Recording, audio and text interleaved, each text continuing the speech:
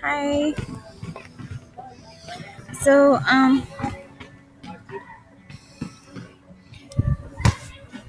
today we're going over more of my notes. We're learning about how cell biology and life science in a nutshell we're studying. So, we are doing the section of heredity or evolution. We just did heredity. Learning about alleles of a gene, dominant, recessive alleles, genotypes, which are the particular allele combinations. So you can have purebred genotypes, which would be double dominant alleles, or double recessive.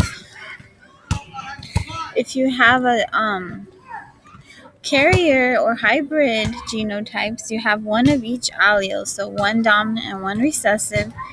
So depending on what kind of genotypes you have, that determines the phenotype or the expressed characteristic of a gene. And we learned about Punnett Squares, so depending on how you combine the alleles from each parent, you have different possibilities of getting different genotypes or allele combinations. And this was right here. This is what a Punnett square looks like. So if you have one allele from each parent, so say one parent is T, big T, little t for the height or tallness gene, and one parent is also big T, little t, the offspring are going to have these resulting genotypes. So you just crisscross them and you will know what the chances are for each genotype coming up in the offsprings. And if you don't know the exact genotypes of the parents, if you do know the offspring's genotypes, you can try to guess what the parents' genotypes would be based on that, the alleles that you get.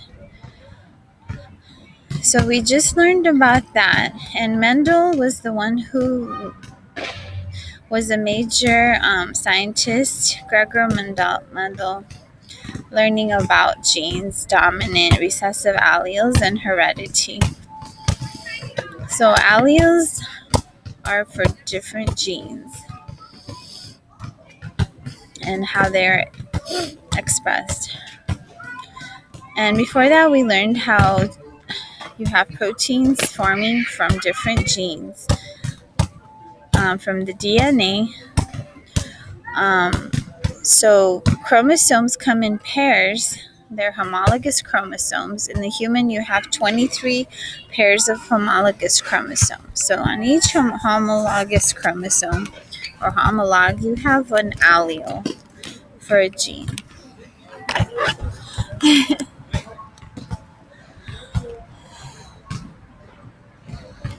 So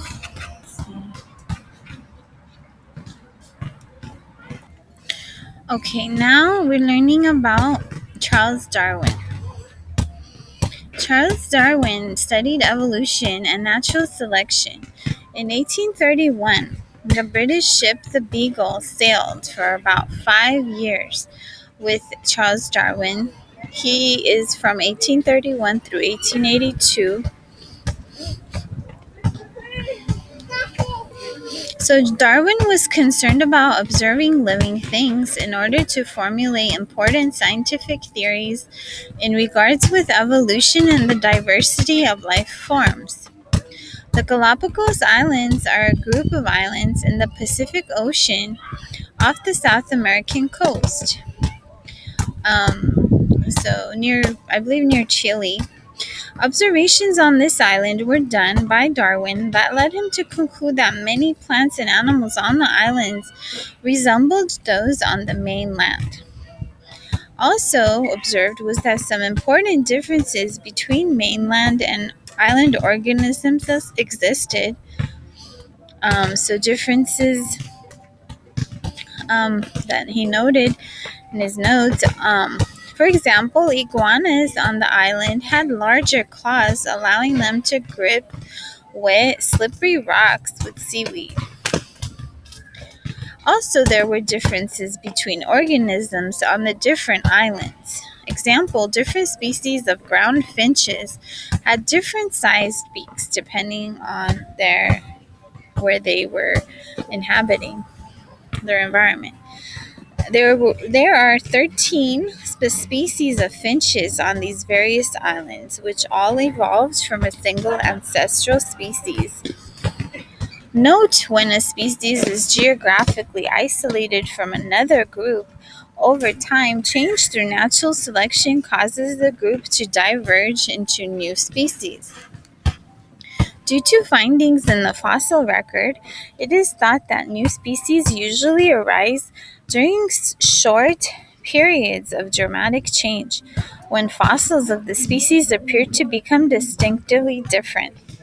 So new species arise. These abrupt changes or evolutions are found interspersed with longer periods of relative stability with no new forms being found in the fossil record. So this is, I thought, to explain that only dramatic changes during short periods of time cause major changes in species diverging and evolution. Adaptation is when traits help an organism to survive in its environment, which develop after the change or evolution occurs. Natural selection is when individuals with favorable variations, making them better adapted to their environment, are able to survive better than others when competing for scarce resources in their environment. And this way, they pass on their favorable variations on to their offspring. Over time, a species thus changes or evolves by spreading its new variations in their traits. So these traits are in the DNA or in the genes. They're passed on. Homologous structures are similar structures in various organisms. They reflect similar traits or patterns in characteristics of organisms, showing commonalities between species that shows that they arose from a common ancestor. For example, in humans, birds, penguins, alligators, frogs all have arms that are somewhat similar, but they still have variations. So the similarity shows that they came from common ancestor. There are similar parts of the arm, such as the humerus, which is the longer part of the arm up here, and then the bottom part, the shorter part of the arm, consisting of two parallel side-by-side bones called the radius and the ulna over here. And then the carpals, the bones in your fingers or the hand. So in each type of animal, there's variation in each part depending on what the species is more highly adapted for in its own environment or niche. For example, humans have longer and straighter arms, while penguins have flippers. Birds have shorter wings, about a third of the length of human arms. Alligators use their arms for crawling more. Therefore, their arms are more bended, and they're about 2/3 the length of the human arm. Frogs also have bended forelimbs, suitable for swimming, jumping, and hopping, and they're much, much smaller than human arms. Note, the more similar the DNA of species, the more closely related they are. DNA analysis is an objective way or method of which is used, as well as visual observation of the fossil record, structural analysis. These are ways of classification or groups of organisms being based on their similarities or common traits.